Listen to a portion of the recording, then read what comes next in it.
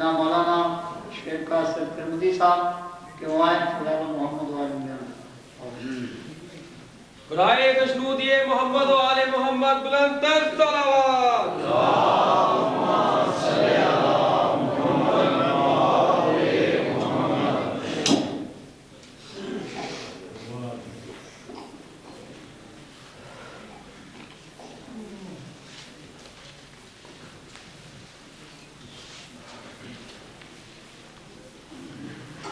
برائے ظہور امام زمانہ علیہ السلام بلند تر صلوات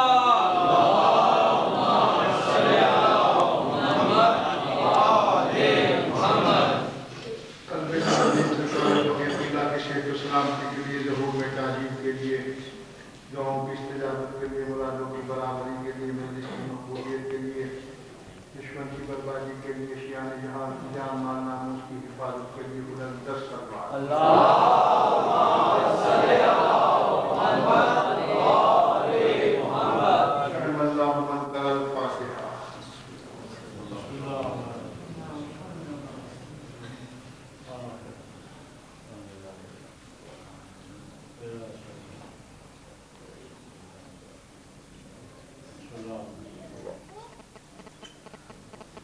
الحمد لله رب العالمين اللهم إياك نعبد وإياك نستعين رب اشرح لي صدري ويسر لي أمري واحلل عقدة من لساني يفقهوا قولي واجعل لي من لدنك سلطانا نصيرا اللهم صل على محمد وآل محمد أعوذ بالله السميع العليم من الشيطان اللعين الرجيم بسم الله الرحمن الرحيم یا من تحیر فیشت انوارہی ولا تقاسدون اللہ کل کمالہی عظمت و فجلوہ و شدت لقاء اسقال القاملین نظرتو بکمال احدیت بجمال السمدیت قلوب العربین ونحمد حمدک بالشاکرین ونؤمن بک ایمان المخلصین ونصلی علی نصل من علی حبیبک ونبیک النبي المعيد والرسول المسدد المصطفى الامجد محمود الاحمد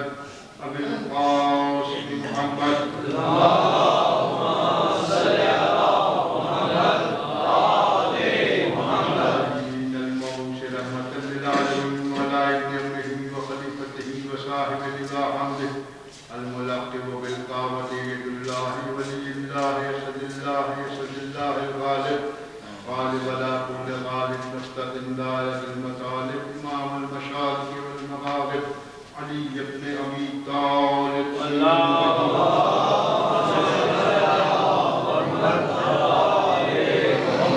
الطيبين الطاهرين المعصومين المنتجبين المنتخبين أما بعد فقد قال الله تبارك وتعالى في كلامه المجيد والفرقان الحميد بسم الله الرحمن الرحيم يا أيها الذين آمنوا اتقوا الله وابتغوا إليه الوسيلة وجاهدوا في سبيله لعلكم تفلحون صلوات اللهم صل على محمد وآل محمد جامعۃ الزہرا میں ادارے کونسل کے زیر اہتمام 1432 ہجری کے یہ 5ویں تقریر آپ کی سماعتوں کی نظر کر رہا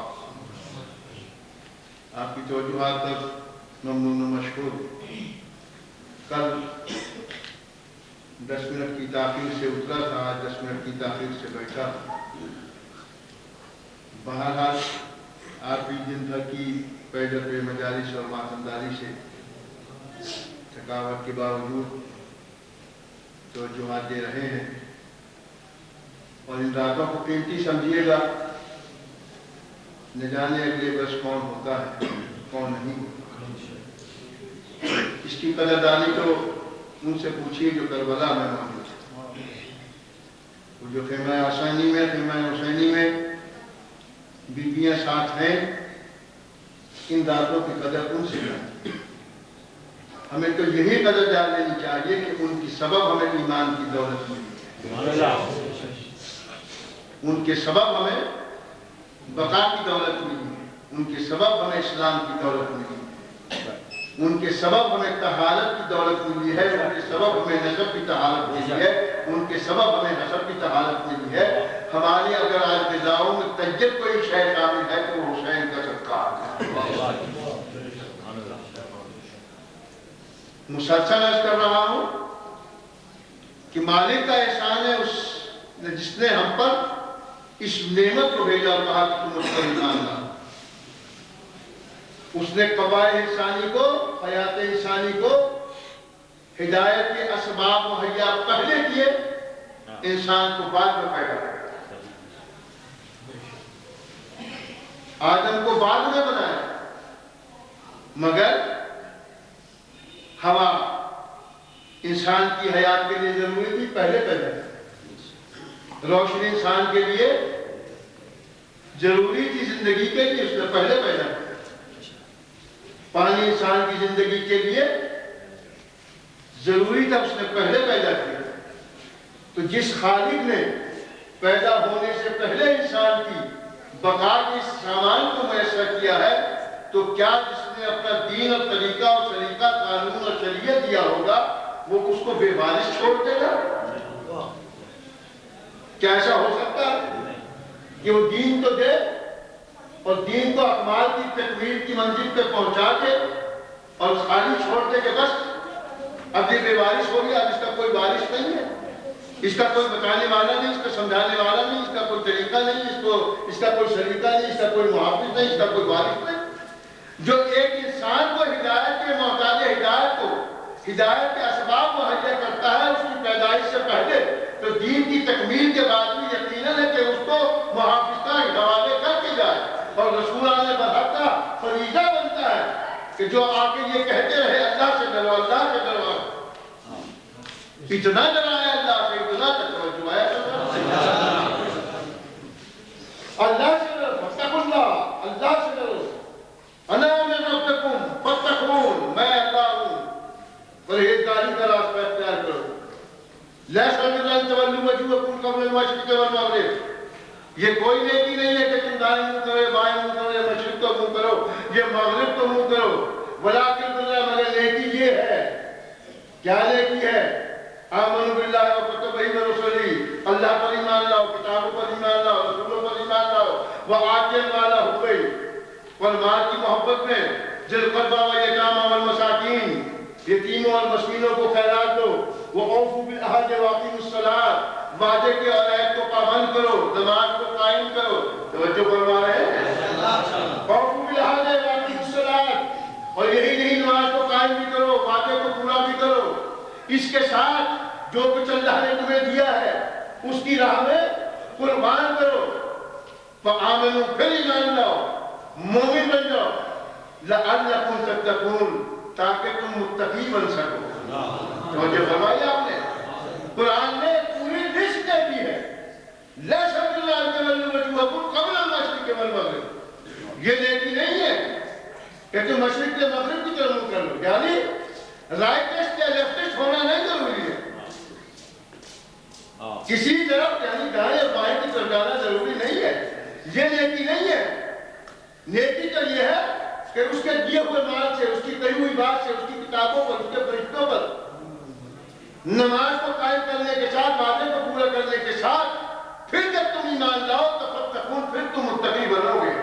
اور قرآن کا ھدی للمتقین، متقی وہ ہیں جو غیب پر ایمان لاتے ہیں، وہ جو فرمایا تھا مومن و متقی وہ ہیں جو غیب پر ایمان لاتے ہیں۔ عزت کا معیار جو اللہ نے قرار دیا تو یہ نہیں کہا کہ تمہارے پاس مال زیادہ ہے تو تم زیادہ معزز ہو، طاقت تمہارے پاس زیادہ ہے تو تم طاقتور ہو تو اس لیے تم معزز ہو، نہ، فرمایا اَنَّ أَكْرَمَكُمْ عِندَ اللَّهِ أَتْقَاكُمْ، معیار اگر عزت کا ہے تو وہ تمہارا تقویٰ ہے، معیار تمہارا تقویٰ ہے، اللہ سے ڈرو، اللہ سے ڈرو۔ اور پھر بندہ جو اللہ سے ڈرتا پھر وہ پھر کسی سے نہیں ڈرتا۔ غور فرمائیے، جو اللہ سے ڈرتا ہے پھر وہ کسی سے نہیں ڈرتا۔ یہاں تو ڈر ہی اتنے ہیں۔ ذات میں نے عرض کیا کہ فشار قبر میں بیوی سے الجھنا فشار کا سبب بن گیا، اور بندہ اتنا اللہ سے نہیں ڈرتا جتنا بیوی سے ڈرنے لگا۔ توجہ فرمائی آپ نے؟ بیوی سے اتنا ڈرنے لگا. میں کہا جناب بیوی سے ڈرتے ہیں. تو پھر میں نے کہا جناب قبر سے بھی ان کی چھٹی ہے, ہوا بیچارے قبر سے بھی بچ جائیں گے. صلوات محمد والے بیچارے قبر سے بھی بچ جائیں گے. ڈر انسان کا ڈر, خوف. جو پھر اللہ سے نہیں ڈرتا وہ پھر ہر شے سے ڈرتا ہے, اور جو اللہ سے ڈرتا ہے تو پھر وہ سپر پاور سے بھی نہیں ڈرتا. وہ آنکھ میں آنکھ ڈال کے بات کرتا ہے, وہ آنکھ میں آنکھ ڈال کے بات کرتا ہے. اور وہ جو اللہ سے نہیں ڈرتا وہ چاہے وقت نمرود ہی کیوں نہ ہو, وہ پھر لکڑیوں پر ڈھیر لگا کے جمع کرتا ہے صرف ایک بندے کو جلانے کے لیے. اور فرمائیے کون ہے نمرود؟ وقت کی سپر پاور, اپنے آپ کو خدا کہلاتا ہے. اور سامنے کون ہے؟ جو خدا سے ڈرتا ہے, جو خدا کو محبوب کرتا ہے. اشد حب اللہ, جو اللہ کی محبت میں شدید ہے. زیور کو لے کے حضرت ابراہیم کھڑے ہوئے, جبریل نے آ کے کہا سبحان اللہ. محبوب کا نام لیا, اتنا اچھا لگا حضرت ابراہیم کو, کہا کہ اپنے خدا یہ ایک مرتبہ اسم دوبارہ دہرا دے. کہا کیا دے گا؟ کہا کہ جو تو طلب کرے.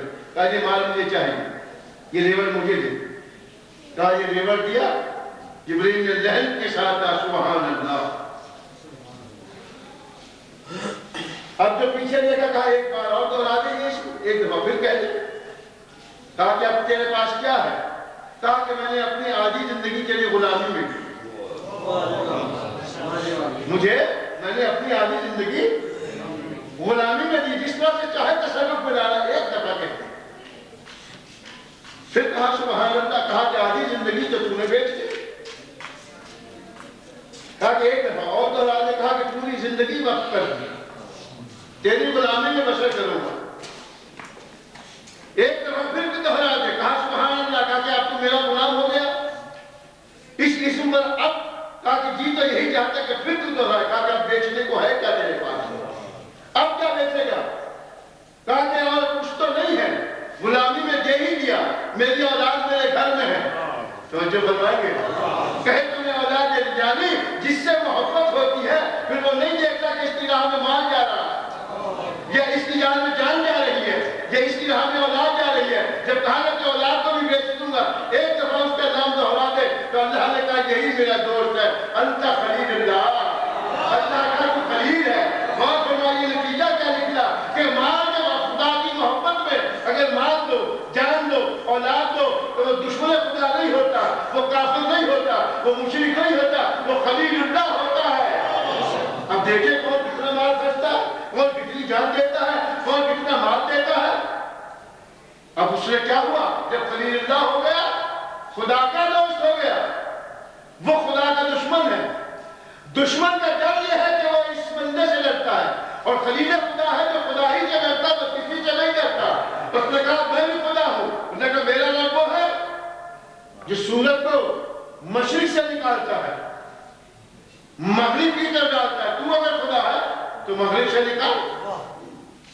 اگر تو خدا ہے تو تیرا خدا کیا ہے؟ کہ میرا خدا وہ ہے جو مردہ کو زندہ کرتا ہے, زندہ کو مردہ کرتا ہے.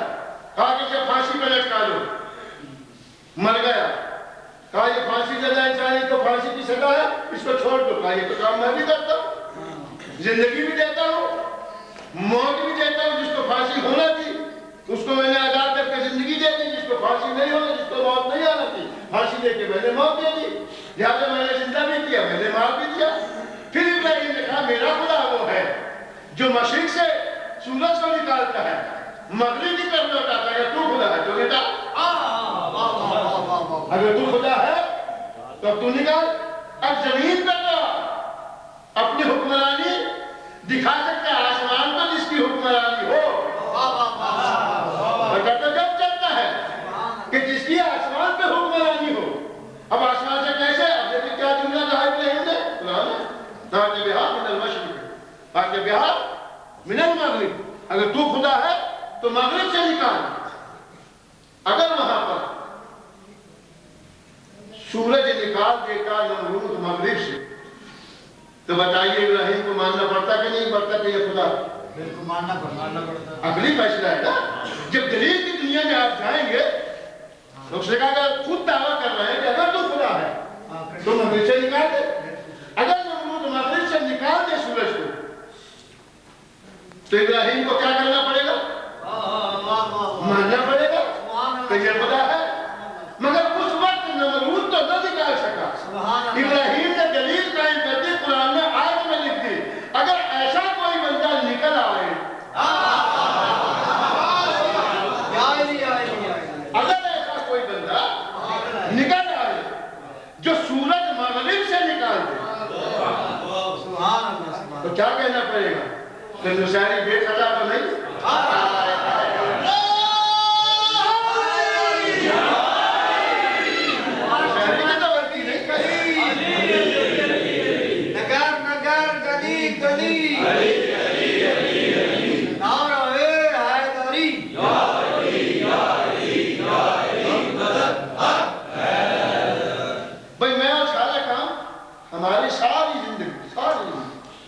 ہماری ساری شریعت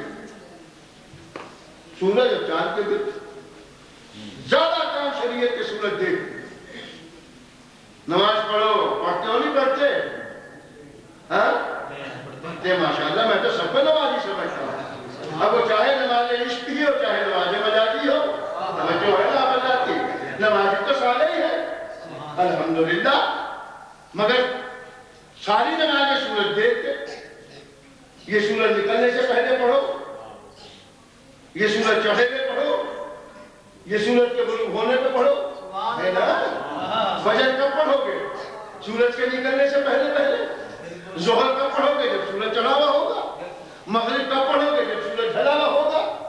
یہ سورج کو دیکھ کے ہماری شریعت سورج کو دیکھ کے.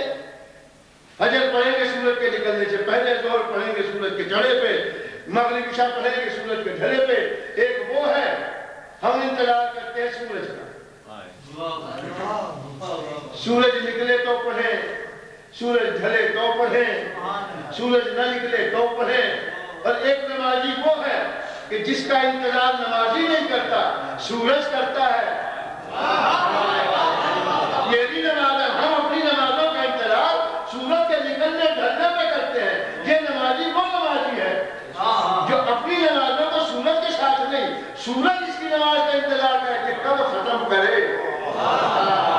کب کی بات کہہ رہا ہوں؟ دوش پیغمبر پہ, آگوش پیغمبر پہ علی کا سر ہے.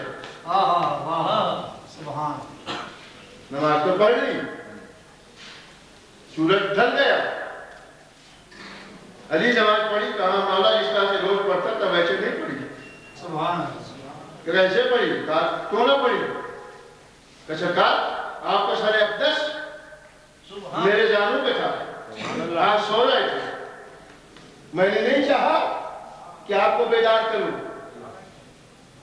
بس یہی ہے شریعت کے جیسا مالک چاہے ویسا کرو. یہی ہے تقویٰ. چھڑی نمازوں پر زور نہ دو, نماز ویسے پڑھو جیسے محبوب چاہتا ہے. تو پڑھ تو نہیں رہا تھا پیغمبر. ہاں کہلی میں پڑھنا چاہتا تھا. سورج بڑھتا ہے. اب سورج کیا ہے؟ 70,000 ملائکہ ہیں جو خیمہ مغرب سے کھینچ کے صبح مشرق کی طرف آتے ہیں, مشرق سے کھینچ کے مغرب کی طرف لے کے جاتے ہیں. نظام شمسی کیا کہتا ہے؟ نظام شمسی یہ کہتا ہے کہ سورج سب سے بڑا سیارہ ہے جس کے گرد 9 بڑے سیارے گھومتے ہیں. اس کا مرکزی نقطہ سورج ہے. اس کے گرد یہ ہادے کی طرح سے سورج کے گرد 9 بڑے سیارے گھومتے ہیں. جس طرح سے مالا کے موتی پروئے میں ہیں وہ آپس میں گردش کرتے ہیں. اگر اس مالا کے درمیان سے ایک کو نکال دیا جائے تو سارے موتی کی طرح سے بکھر جائے. سورج کی کشش اس طرح سے ایک قوت اس کو کھینچ رہی ہے, دوسری اس کو دھکیل رہی ہے. جاذبہ اور دافعہ جس کو کہتے ہیں, جاذبہ کہتے ہیں کھینچ آنے کو, دافعہ کہتے ہیں دھکیل جانے کو. جو قوت کھینچ رہی ہے ایک برابر کی قوت ہے جو دھکیل رہی ہے, اس کو بیلنس کیے ہوئے. اگر یہ دونوں قوتیں برابر کی نہ ہو تو نظام میں گڑبڑ پیدا ہو جائے. جو آیا نظام میں گڑبڑ پیدا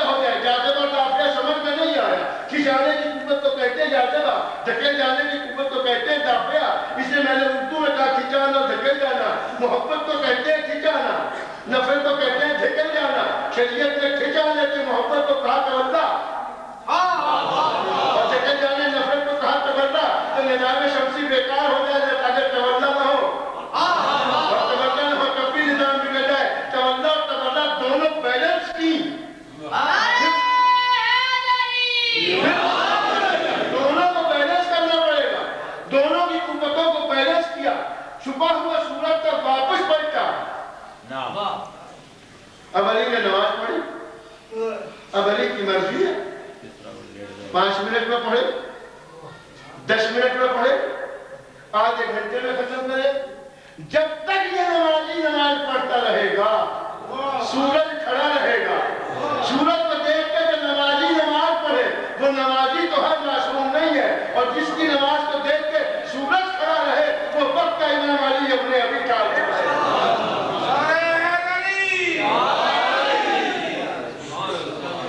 ساری نمازیں تو علی نے ایسی نہیں پڑھی، ساری تو نمازیں علی نے ایسی نہیں پڑھی کہ روز نکلوایا روز بلوایا. اور کہتا سورج آج تمہیں کیا ہو گیا، آج تمہیں کیا ہو گیا. روز نکلتے تھے ڈوب جاتے تھے اپنے وقت پہ، نکلے چڑھے پھر ڈوبے پھر نکلے پھر ڈوبے پھر چڑھے پھر. یہ آج تم ڈوب کے پھر نکلے ہو اور انتظار کر رہے ہو. کہاں فرق ہے کہ کل نکلا تھا، روزانہ نکلتا ہوں، قیامت تک نکلوں گا مشیت کے ساتھ. غور فرمائیے، روز نکلتا ہوں مشیت کے ساتھ، ڈوبتا ہوں روز مشیت کے ساتھ. آج محمد اور علی کی طبیعت کے ساتھ نکلا ہوں، طبیعت کے ساتھ علی کی طبیعت سے نکلا، روز مشیت سے نکلا. کیا رہا تھا؟ فتقوا تقوی کی بنیاد. جو اللہ سے ڈرتا ہے اس کے تابع ہے، پھر سپر پاور بھی اس کے قدم چھوٹی ہے. وہ بھی اس سے نمرود نے کیا کیا؟ اچھا یہ خلیل خدا ہے، اب آسمان پہ تو جا نہیں سکتا. جب دلیلوں سے عاجز آ جائے وقت کا نمرود، جملہ کہہ رہا ہوں، جب وقت کا نمرود دلیلوں برہانین سے عاجز آ جائے کچھ نہ کر سکے، پھر وہ جلانے کی دھمکی دیتا ہے. بڑی بات میں نے کہی، وہ پھر جلانے کی دھمکی دیتا ہے.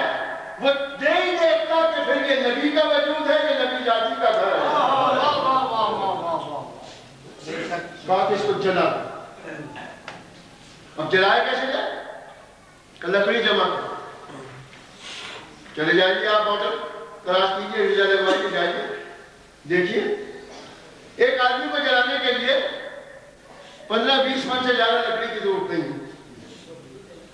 آپ کے ہاں میرپور وغیرہ میں بھی، انٹیریئر سندھ میں بھی بہت ہندو لاشیں جلائی جاتی ہیں. وہ اپنے مرگٹ پہ لے کے جاتے ہیں، 15-20 من لکڑی رکھی، چتا جلائی، آج ملاپ ہو جاتا.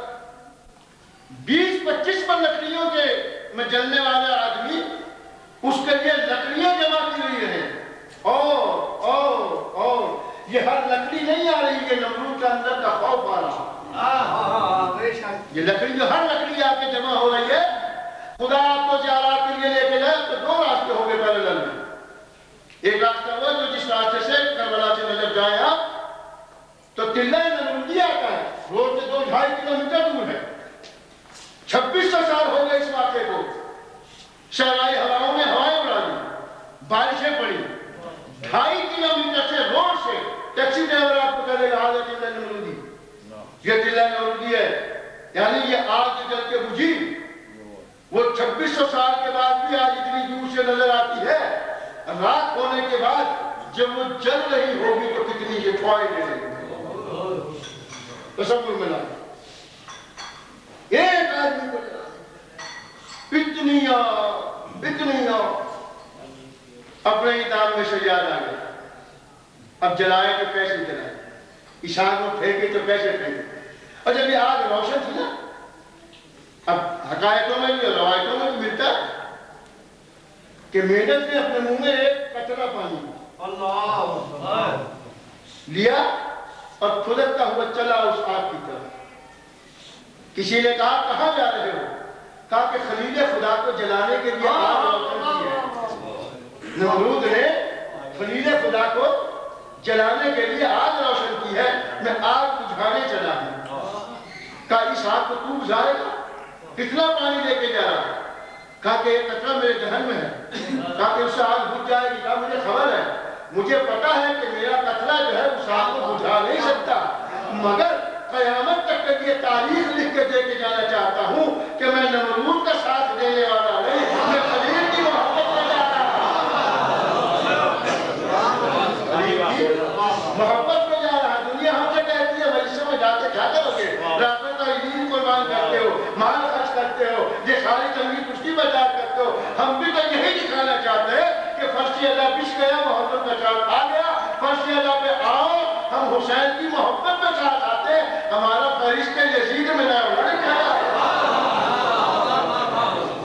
یزید میں ہمارا حسینیت زندہ باد، حسینیت زندہ باد، حسینیت زندہ باد، یزیدیت مردہ باد، نعرہ حیدری یا علی یا علی یا علی مدد ہر۔ اسی ترتیب میں شیطان نے پھر کان میں آ گیا، نمرود گھبراتا کیوں ہے؟ وہ گوپی کی طرح سے منجنیق بنا لے، رسوں سے باندھ دے اور گوپی کی طرح سے ابراہیم کو اتنا گھما اتنا گھما اتنا گھما کہ اس کا دماغ ہی ماؤٹ ہو جائے۔ جب یہ چکرا جائے تو پوری طاقت کے ساتھ اس کو پھینک دے۔ کیا کہا شیطان نے، کیا مشورہ دیا نمرود کو؟ اتنا گھما دے کہ اس کا دماغ پھر جائے، یعنی نبی کے دماغ پر حملہ کرنے کا مشورہ شیطان دیتا ہے اور نمرود عمل کرتا ہے۔ اگر کسی کے دماغ پر کوئی بھی حملہ کرے تو یہ نہ دیکھنا کون ہے، یہ سمجھ لو کہ وقت کا نمرود ہے، یہ کسی بھی شکل میں ہو۔ لپیٹا، باندھا رسی میں، گھمایا اتنا گھمایا، پھینکا۔ اب راستے میں ہے، منجنیق سے نکل کے جڑا ہوا ابراہیم ہے، بنا ہوا ابراہیم ہے، آگ اور پھینکنے والی جگہ کے درمیان میں ہلچل مچ گئی فرشتوں میں۔ خدا کا دوست جا رہا ہے آج میں، جبریل لب کا ہماری کا کہ اجازت ہو، آیا پوچھا اے حبیب اے خلیل خدا، حل لک حاجت، کوئی حاجت ہے؟ کہا کہ ہاں حاجت ہے، میں کوئی امداد کروں۔ حل لک حاجت، کوئی حاجت ہے؟ ہاں حاجت تو ہے۔ کہا پھر بیان کرو۔ کفائم آئی، تو اس سے نہیں، اس سے، تو اس سے نہیں، اس سے۔ کہا اسی سے پرمیشن لے کے آیا ہوں۔ کہا کہ آیا بے شک اس کی پرمیشن سے ہے، لیکن تجھ سے حاجت نہیں ہے، چونکہ میں دوست ہوں، ایسا نہ ہو کہ دوست ناراض ہو جائے۔ حاجت تو ہے، ضرورت تو ہے، مگر تجھ سے نہیں، فائم آئی ہے، مگر اس سے وہ کرے۔ اب اس نے پہنچنا ہے۔ اچھا دیکھیے، اب کہتے ہیں کہ اس کا نمرود نے یہ سوچا تھا کہ دماغ خراب ہو جائے گا، چکر آئیں گے۔ مالک نے نمائندہ بھیج کے، جبریل کو ضرورت ہی کیا تھی؟ مالک کو پتا تھا کہ سوال کا جواب نہیں ملے گا، مجھ سے مدد نہیں مانگے گا، لیکن جبریل کو بھیجا اسی لیے کہ دنیا والوں کو پتا چل جائے یہ حاجت دماغی سے جواب دے رہا ہے، یہ دماغ کی خرابی سے جواب دے رہا ہے۔ دماغ صحیح تھا تو تبھی تو کہا تھا کہ حاجت تو ہے مگر کچھ چلے اس سے۔ آج میں یا نارکونی بردن سلام ابراہیم علی ابراہیم، ہم نے آگ کو ابراہیم پر ٹھنڈا کر دیا۔ ابراہیم، وہ آگ بجھ گئی۔ ابراہیم تسبیح پڑھتے ہوئے باہر آئے، تو وہ دعا کر جاتی، واپس آئے، گئے کیسے تھے؟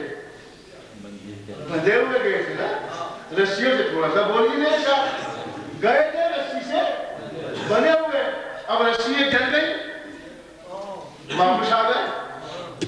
بھئی اگر جلتی ہے رسیاں تو واپس کیسے آتے؟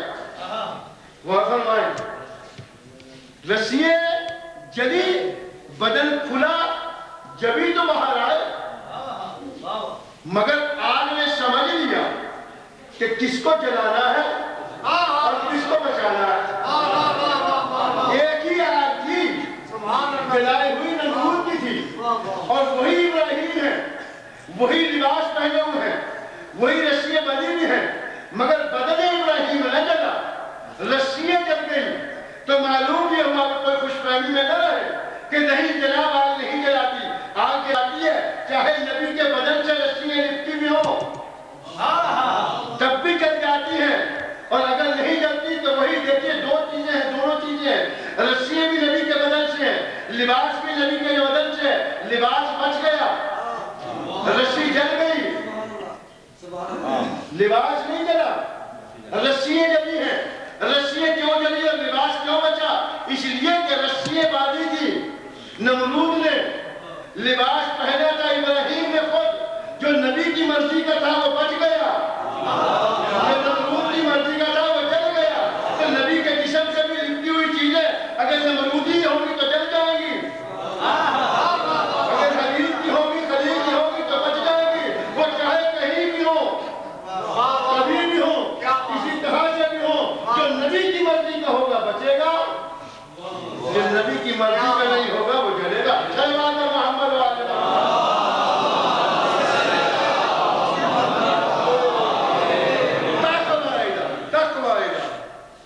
تقوی کی منزل، بے شک بے شک، ڈرتا وہ ہے جو خدا سے نہیں ڈرتا، پھر جو خدا سے ڈرتا ہے وہ پھر کسی سے نہیں ڈرتا، وہ اپنے وقت کا حسین بن جاتا ہے، وہ وقت کے کسی یزید سے نہیں ڈرتا، وہ آنکھ میں آنکھ ڈال کے بات کرتا، اور یہی حقانیت اور یہی تقوی اور یہی بندگی اور یہی ایمان کی منزل تھی جس پر حسین سب کو بلا رہا تھا کہ آؤ میں جا رہا ہوں مدینہ چھوڑ کر، نانے کا دین میرے ساتھ ہے، نانے کے دین کو بچانے کی بقا میرے ساتھ ہے، اسلام کی بقا میرے ساتھ ہے، اس محبوب کی حقانیت میرے ساتھ ہے، وحدہ لا شریک کی صداقت میرے ساتھ ہے، قرآن کی امانت میرے ساتھ ہے۔ دیکھیے یؤمنون بالغیب، ایمان تو ہے نا، ہمارا عقیدہ غیب تو ہے نا، ہم نے دیکھا کس چیز کو ہے؟ کسی کو دیکھا؟ اللہ کو دیکھا؟ بولیے ذرا، نہیں دیکھا، نہ دیکھ سکو گے، مگر جناب امیر میرا مولا ہے متقیان فرماتے ہیں، کسی نے پوچھا یعنی تم نے خدا کو دیکھا؟ تاکہ میں ایسے خدا کی عبادت ہی نہیں کرتا جس کو دیکھوں نا، میں ایسے خدا کی عبادت ہی نہیں کرتا جس کو دیکھوں نا۔ کہا پھر آپ نے کب دیکھا؟ کہاں دیکھا؟ کہا کہ تو نے کیسے دیکھا؟ تو نے خدا کو پہچانا؟ کہا کہ مولا آپ نے کیسے دیکھا؟ کہا میں نے ان آنکھوں سے نہیں دیکھا، میں نے دل کی آنکھ سے دیکھا، صبح شام دیکھتا ہوں، ہمارا وقت دیکھتا ہوں۔ کہا کیسے دیکھا؟ کہا مضبوط ارادوں کے ٹوٹنے سے میں نے خدا کو پہچانا، مضبوط ارادوں کے ٹوٹنے سے۔ اب یہ اپنا اپنا فرض ہے۔ کسی نے بڑھیا سے پوچھا کہ تم نے خدا کو کیسے پہچانا؟ چرخہ کاٹ رہی تھی، سوٹ کی اٹکی وہ تکلے پہ چل رہی اور چرخہ گھما رہی، اس نے کہا تم نے خدا کو کیسے پہچانا؟ اس نے چرخہ چھوڑ دیا، اس نے کہا میں نے اس چرخے سے پہچانا۔ انہوں نے کہا کیسے چرخے سے؟ جب تک میں چلا رہی تھی یہ چل رہا تھا، میں نے ہاتھ روک کے یہ رک گیا، یہ اتنا بڑا کائنات کا کارخانہ جو چلا رہا ہے اسی کو تو خدا کہتے ہیں، اسی کو تو خدا کہتے ہیں۔ یہ اس بڑھیا کا درد ہے۔ کسی نے گڈریے سے پوچھا کہ تم نے کیسے خدا کو پہچانا؟ تم نے، اور دیکھا کرتے نہ بھائی میں نے اونٹ کی مینگنی سے پہچانا، میں نے اونٹ کی مینگنی سے کہا، اونٹ کی مینگنی سے خدا کا کہا؟ اس نے کہا یہ جانور ہے، یہ کھاتا ہے پیتا ہے، پھر یہ مینگنی لیتا ہے، مینگنی چھوڑ کے چلا جاتا ہے، مگر مینگنیوں سے پتہ چلتا ہے کہ یہاں سے کوئی سواری گزری ہے۔ تو جو مینگنی اپنی سواری کا پتہ دیتی ہے، یہ دنیا ساری بنی ہوئی مالک کا پتہ نہیں دیتی، ساری دنیا مالک کا پتہ نہیں دیتی، مگر یہ اس گڈریے کا یقین، یہ اس بڑھیے کا نقطہ نظر، مگر علی وہ ہے جو کہتا ہے کہ اگر مجھے جیسا میں نے چاہا، دیکھیے جیسا میں نے چاہا خدا کو ویسا میں نے پایا، اور میں چاہتا ہوں مالک جیسا تو چاہتا ہے بندے کو ویسا مجھے بنا لے، ویسا تو مجھے بنا لے جیسا میں نے چاہا۔ بھائی بندہ اللہ تو چاہتا ہے کہ بندہ ایسا ہو، مگر بندے کے محنت کی خود علی وہ ہے جو خدا کو بھی محنت کی بنیاد پہ مانتا ہے، خدا کو بھی محنت کی بنیاد پہ کہ تو جیسا میں نے چاہا۔ اب جس کا معیار الوہیت اتنا بلند ہو، اس نے نہج البلاغہ کے خطبے دے دیے، اس نے نہج البلاغہ کے خطبے دیے، اس خدا کو ہم نے نہیں دیکھا۔ بات بہت آگے نکل جائے گی، دامن وقت میں پھر گنجائش نہیں رہتی۔ خدا کو ہم نے نہیں دیکھا، رسولوں کو ہم نے نہیں دیکھا۔ 1,24,000 نبی آئے، آدم سے لے کے خاتم تک، کم و بیش 1,23,999، 313 سلیکٹڈ، 313 میں 5 اولو العزم صاحبان شریعت، مگر 1,24,000 میں کتنوں کے ناموں کا پتہ؟ 200 یا 250 تاریخ سے سارے جمع کرنا۔ قرآن میں 26 کے 27 حرف بتائے، قرآن میں 27-28 ناموں سے زیادہ نہیں، تاریخ و حدیث میں 250-300 سے زیادہ نام نہیں ملتے، مگر یقین یہی ہے کہ آئے ہیں، سب کا آئے ہیں، نہ پوسٹل ایڈریس پتہ، نہ آنے کا پتہ، نہ نبوت کے دنوں کا پتہ۔ عرصہ نبوت ہمارے سے پوشیدہ، آمد ان کی پوشیدہ، جانا ان کا پوشیدہ، قبر ان کی ہم سے پوشیدہ، جغرافیائی حالات ان کے ہم سے پوشیدہ، یہ سارے غائب ہیں، مگر ایمان ہے کہ آئے ہیں۔ بے شک۔ کیوں اللہ نظر نہیں آتا؟ کیوں مانا؟ 1,24,000 نبی نظر نہیں آئے، کیوں مانا؟ کہتے ہیں کہ موت آئے گی، کب آئے گی؟ کہ جب ملک الموت آئے گا۔ توجہ ہے بندہ؟ کب آئے گی موت؟ جب ملک الموت آئے گا۔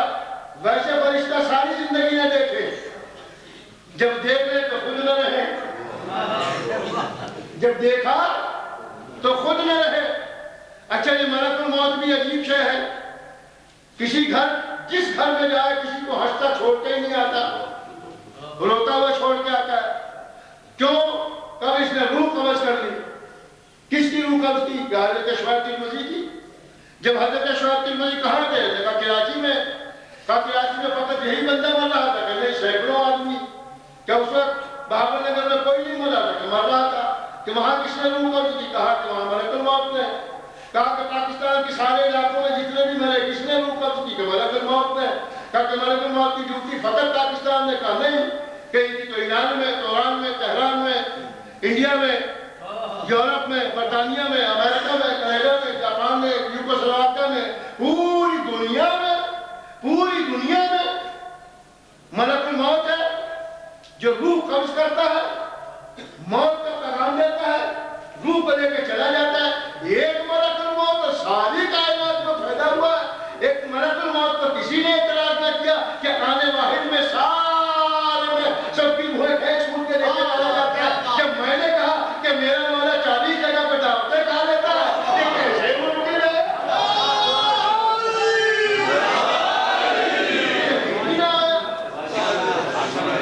دم بھرنے لگا، علی کیسے پہنچ گیا؟ یہ کیوں کر ہو سکتا ہے؟ ایسے کیسے ہو سکتا ہے؟ خدا بھی حاضر ناظر، ان کو بھی حاضر ہونا والا جب وہ تو وہ ہے ہی حاضر ناظر۔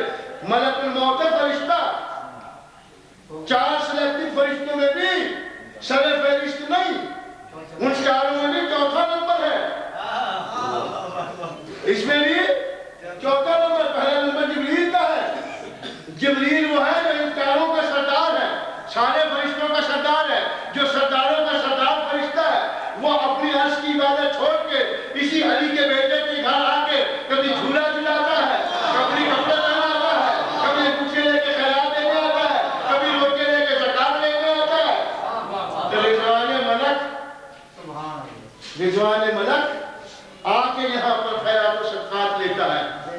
تو جب شاگردوں کی یہ حالت ہے، استاد کی کیا منزل ہوگی؟ استاد کی کیا شان ہوگی؟ ہم نے نہیں دیکھا فرشتوں کو، ہم نے نہیں دیکھا، وہ بس مر گئے۔ کہاں جائیں گے؟ 2 ہی ٹھکانے ہیں، یا جنت یا جہنم۔ اچھی جگہ یا بری جگہ. جتنی آسائشوں کا تصور آپ کر سکتے ہیں وہ جنت ہے. جتنے ہی دردناک اور المناک صورتحال کا تصور آپ کر سکتے ہیں اس کا نام جہنم ہے. دو ہی ٹھکانے یا جنت میں یا جہنم میں. نہ جنت دیکھی نہ جہنم دیکھی. وہ بھی غائب وہ بھی غائب. جنت غائب جہنم غائب فرشتے غائب. روح دیکھی وہ بھی غائب. انبیاء دیکھے غائب رسول دیکھے نہیں غائب. خدا دیکھا نہیں غائب. خدا غائب نبی غائب فرشتے غائب جنت غائب جہنم غائب. سارے غائب سارے غائب مانتے ہیں. جب ہم نے کہا کہ امام غائب بھی ہے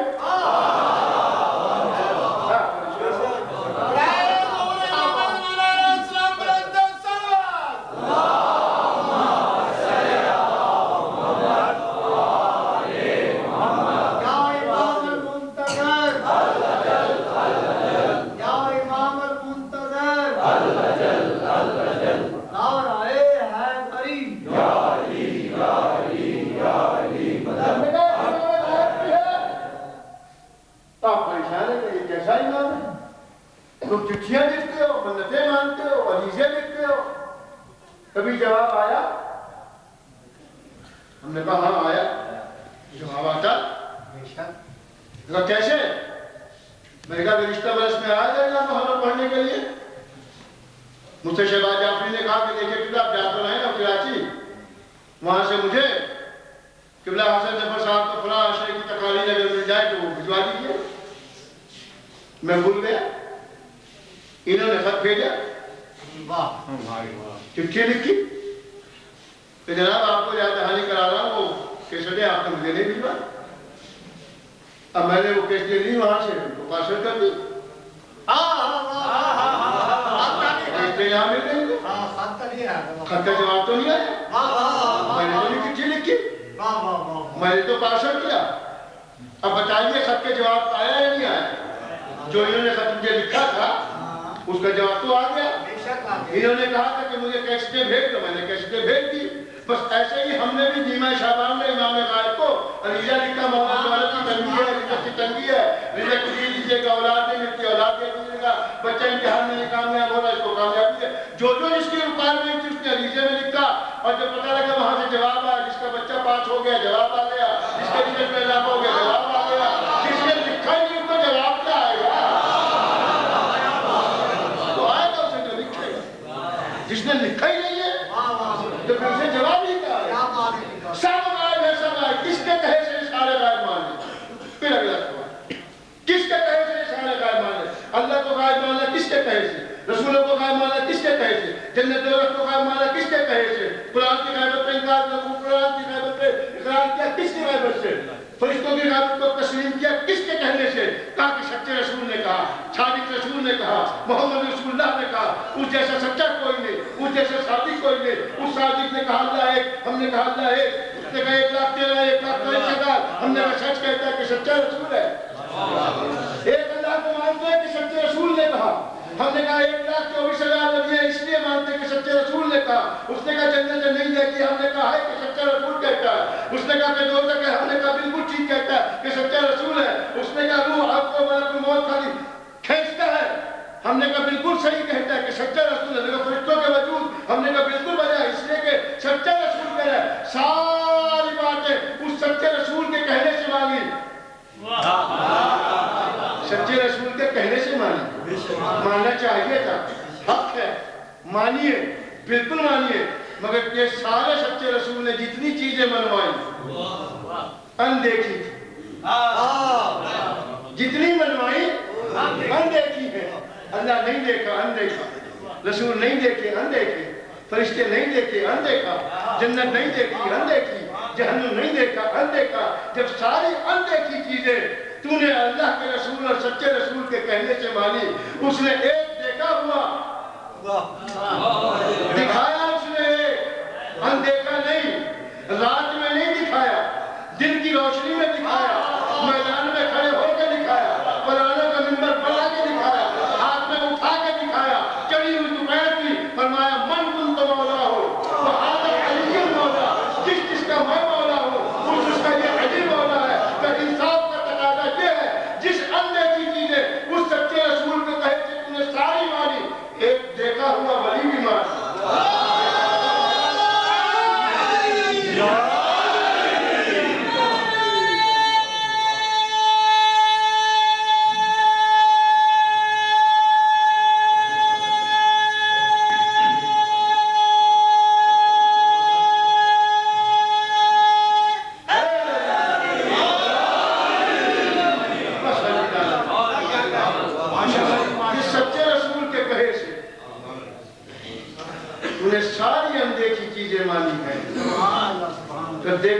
مولا ایمان جس کو دکھا کے گیا، جس کو بتا کے گیا، جس کو سمجھا کے گیا، اٹھا کے بتایا، اور جس نے انکار نہیں، کسی نے انکار نہیں کیا، انکار کی گنجائش ہی نہیں تھی۔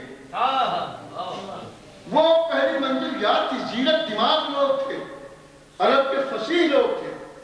مالی نے کہا کہ نفقت تفیہ مر ہوئی، جب میں اس میں روح پھونکوں فا فوراً کا ہے، آنکھ کے جھپکنے کے کسی بھی حصے کی تاخیر نہ کرنا۔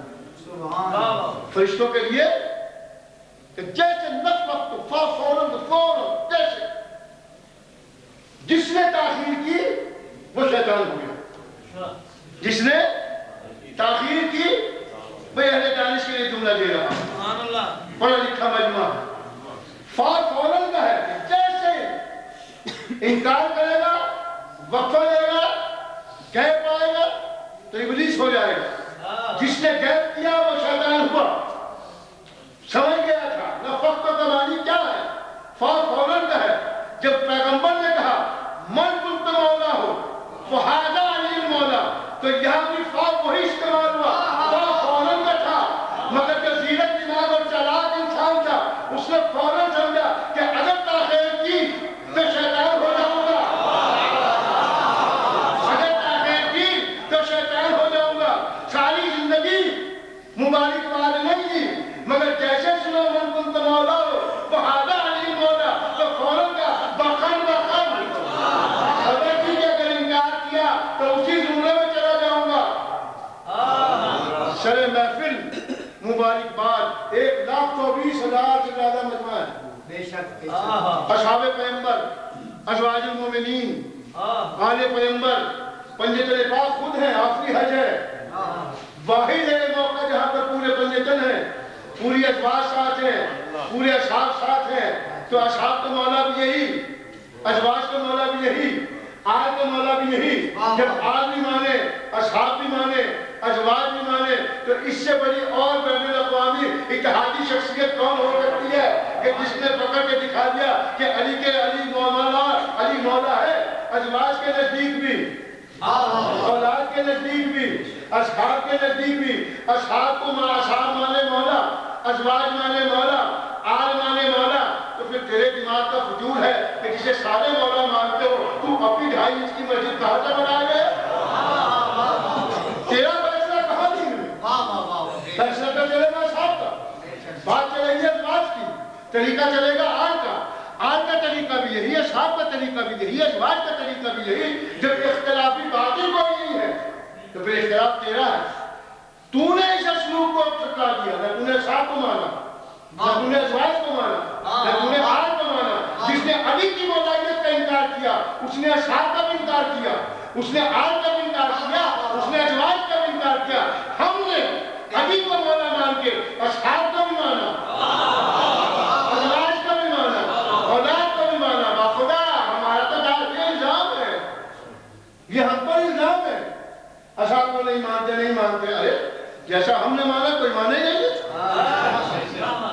جیسا ہم نے مانا کسی نے مانے نہیں۔ کبھی میں نے کہا تھا کیا اصحاب وہ ہے اگر جس کو کہتے ہیں ہدایت کے آسمان پہ ہوں تو ستارے، توجہ ہے نا، ہدایت کے آسمان پہ ہوں تو ستارے، اگر یہ اصحاب پیغمبر قرآن کے ساتھ ہوں تو سپارے، غور فرمائے نا، اگر یہ قرآن کے ساتھ ہوں تو سپارے، آسمان پہ ہوں تو ہدایت کے مینارے، اور آل پیغمبر کے ساتھ ہوں تو ایک نہیں تمہارا سب ہمارے، ہمارا ہے ہی کوئی نہیں، سب ہمارے۔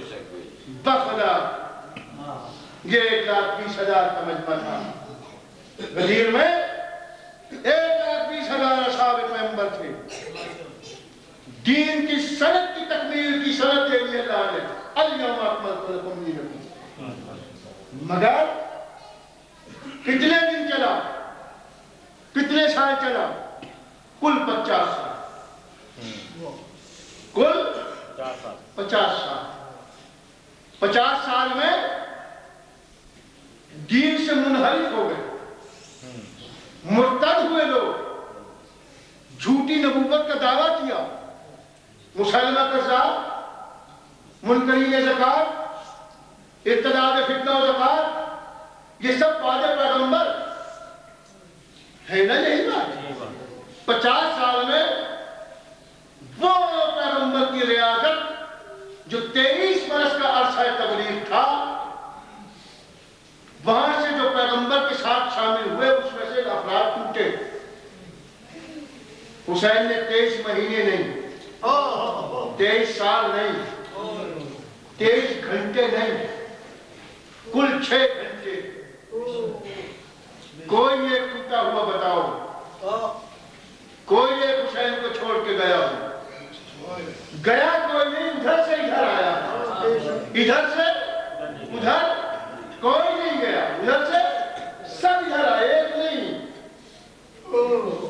حبیب کو خط بھیج کے بلوایا، حر خود سے آیا، حر کا بیٹا آیا، زہیر ابن قین آئے، حر کا غلام آیا۔ یہ جو ٹوٹ ٹوٹ کے ادھر سے آ رہے ہیں، ادھر پانی ہے، ادھر پیاس ہے، ادھر کھانا ہے، ادھر بھوک ہے، ادھر آرام ہے، ادھر مصیبت ہے، ادھر مشقت نہیں ہے، ادھر مشقت ہے، ادھر موت نہیں ہے، ادھر موت ہے، ادھر انعام ہے، ادھر نصرت ہے۔ لشکر کو، مال کو، کھانے کو ٹھوکر مار کے ادھر آ رہے ہیں، کچھ تو حقانیت ہے نا، کوئی تو شے ہے نا۔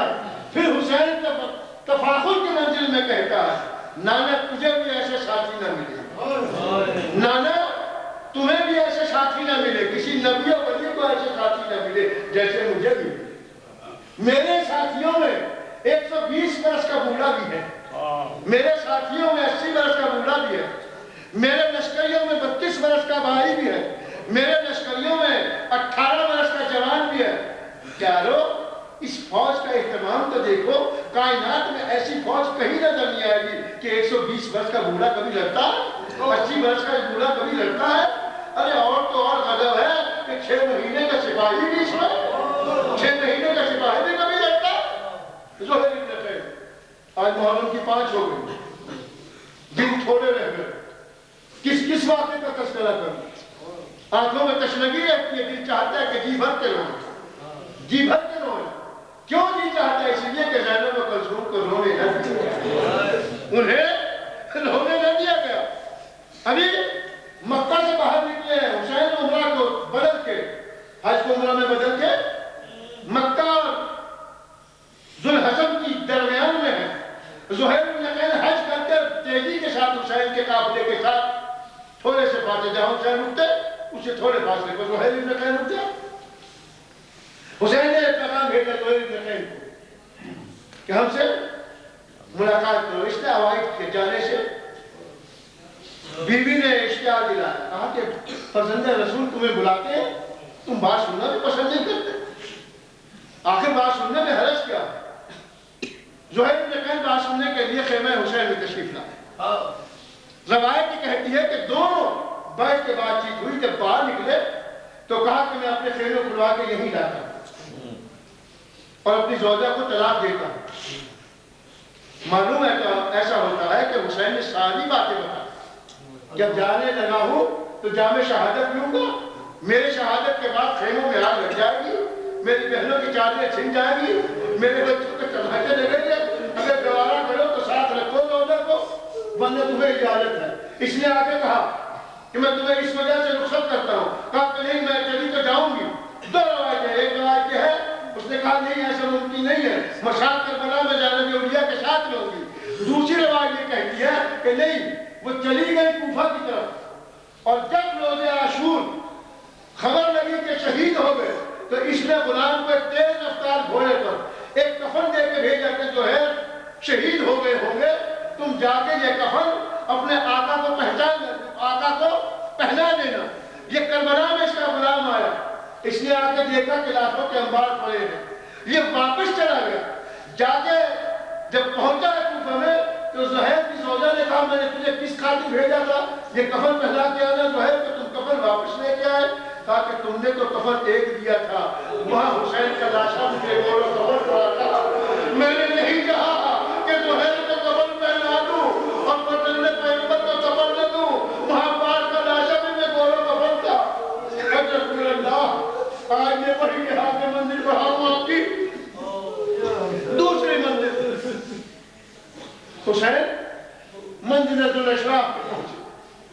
بیٹھے بیٹھے میرا آقا سامنے سے گھوڑا سوار آیا، پوچھا کہاں سے آ رہے ہو؟ کہا میں کوفے کی طرف سے آ رہا ہوں۔